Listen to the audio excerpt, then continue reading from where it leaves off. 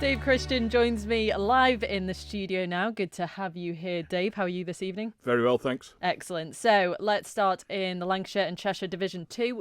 Vagabonds are hosting Liverpool University in what you've predicted to be a fairly tough gig this weekend. Yeah, pretty much. The university students are always very difficult, mainly because they're young, fit and fast.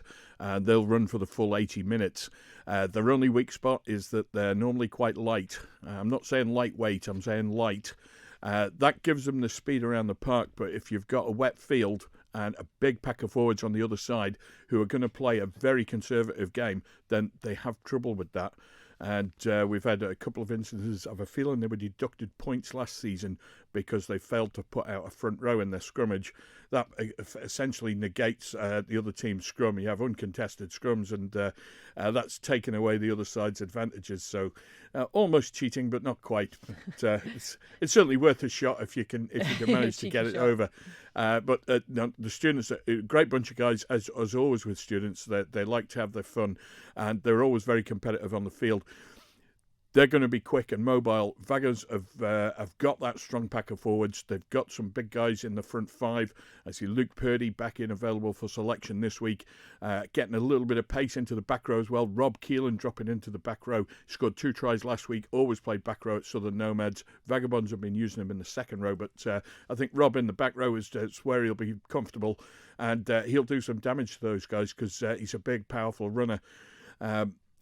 That tight five is where it's going to be won, though, and that's where Vagabond's big advantage will be. I'm sure they'll all be out doing a little rain dance overnight, get that pitch as soft as possible. But the students, don't take anything away from them. They're still in with a shot here.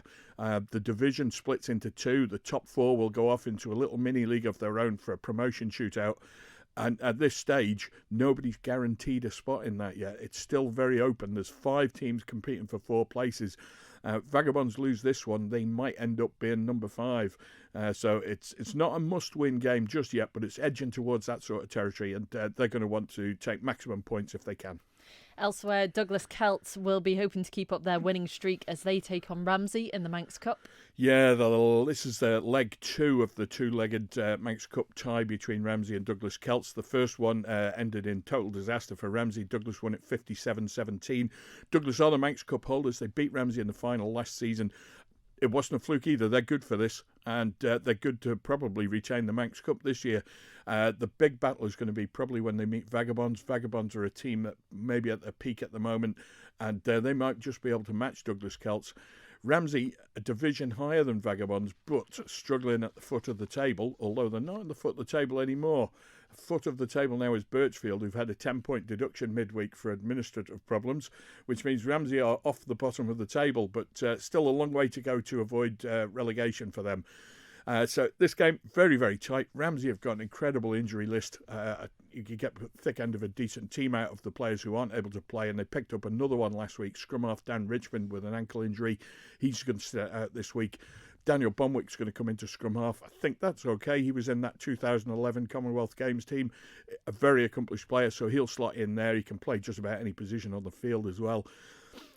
Douglas, though, extremely powerful. Front 5 last week were awesome against Southern Nomads. 38-0 at half-time. Southern Nomads didn't get a look in, and they're the 2 top teams in the domestic league. So it just shows you how powerful Douglas are. They had to take men off halfway through the game to help support the first-team bench. So we had the likes of Rob Todd and Bryn Snellgrove, both influential for the second team. They only played half a game last week. I think those guys will play the full 80 this week because Douglas' first team don't have a game. And that's going to cause Ramsey some problems up there. But wide open spaces at the Merrick Park, they'll want to move those big Douglas forwards around. And maybe they will. Maybe they can just sneak a result.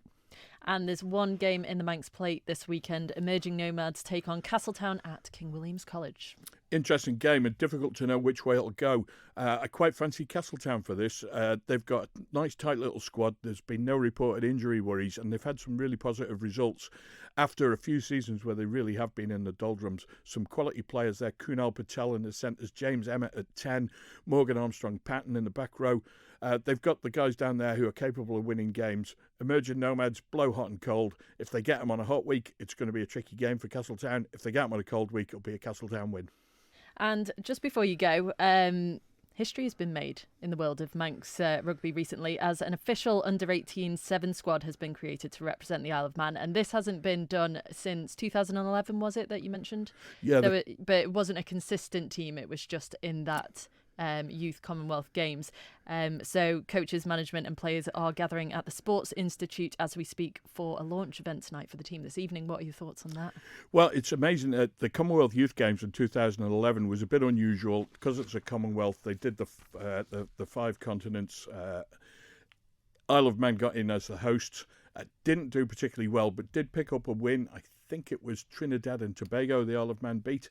But it was a great fun event. It had full house at the Bowl for a couple of days, and everyone had a great fun with it down there. Sevens rugby is a great day event, and it certainly gives the players or equips the players with skills going forward. I mean, Lawrence Dallaglio, for example, England captain and number 8 World Cup winner, he cut his teeth in the England Sevens squad back in the mid to late 90s. In fact, I think he was a World Cup Sevens winner in 1997. So it is there. It's there for development purposes, and it's a great way to bring the guys on. Fantastic. Well, congratulations to them, and best of luck to everyone playing this weekend. And thank you, Dave Christian, in the studio with me.